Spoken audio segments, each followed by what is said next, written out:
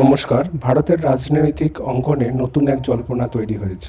আজ আমরা সেই জল্পনা নিয়েই আলোচনা করব।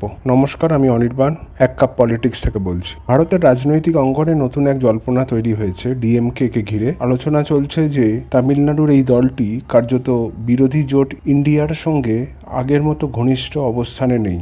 বিশেষ করে কংগ্রেসের সঙ্গে তাদের সম্পর্ক দূরত্ব বেড়েছে আর রাজনৈতিক মহলে নানা ব্যাখ্যা উঠে আসছে। ফলে প্রশ্ন উঠছে ডিএমকে এখন কোন রাজনৈতিক অবস্থানে রয়েছে। খবর অনুযায়ী এনডিএ কৌশলবিদরা ডিএমকের সঙ্গে যোগাযোগ রক্ষা করছেন। তবে এই যোগাযোগ উদ্দেশ্য ডিএমকে কে সরাসরি এনডিএ জোটে অন্তর্ভুক্ত করা নয়, কারণ সনাতন ধর্ম, হিন্দুত্ব এবং সাংস্কৃতিক রাজনৈতিক নানা বিষয়ে ডিএমকের অবস্থান বিজেপির থেকে সম্পূর্ণ ভিন্ন। তবুও ভারতীয় রাজনীতিতে এমন বহু উদাহরণ রয়েছে যেখানে কোনো দল সরকারের অংশগ্রহণ না করেও গুরুত্বপূর্ণ জাতীয় ইস্যুতে ক্ষমতাসীন জোটকে সমর্থন করেছে। রাজনৈতিক পর্যবেক্ষকদের মতে অতীতে ওয়াইএসআর কংগ্রেস, বিজু জনতা দল এবং ভারতীয় রাষ্ট্র সমিতির মতো দলগুলি কখনো ভোটদানে বিরত থেকে আবার কখনো সরাসরি সমর্থন জানিয়ে কেন্দ্রীয় সরকারকে গুরুত্বপূর্ণ বিল পাস করতে সহায়তা করেছে। এই প্রেক্ষাপটে আলোচনা হচ্ছে যে ডিএমকেও কি ভবিষ্যতে কিছু নির্দিষ্ট জাতীয় ইস্যু যেমন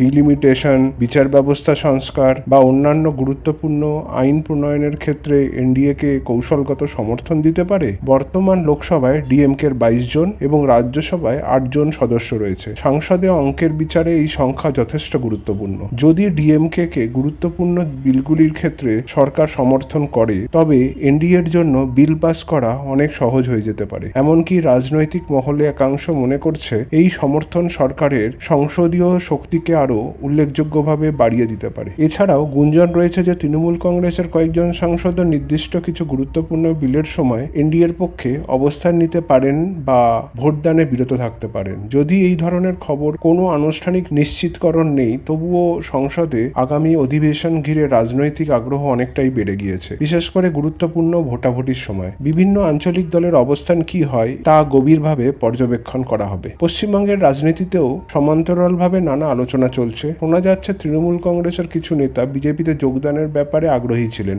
তবে বিজেপির রাজ্য নেতৃত্ব আপাতত জানিয়ে দিয়েছে যে এই মুহূর্তে তারা তৃণমূলের কোনো নেতাকে দলে নিচ্ছেন না, যদিও ভবিষ্যতে সম্ভাব্য পুরোপুরি নাকচ করা হয়নি।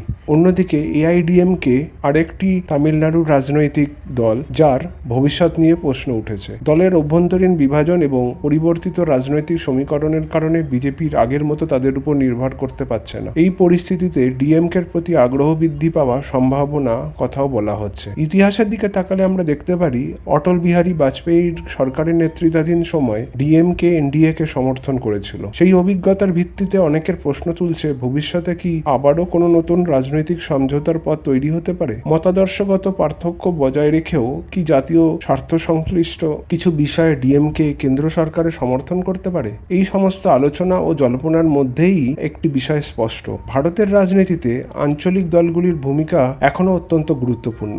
আগামী দিনে সংসদে গুরুত্বপূর্ণ বিলগুলির সময় বিভিন্ন দলের অবস্থানই নির্ধারণ করবে রাজনৈতিক সমীকরণ কোন দিকে মোড় নেবে।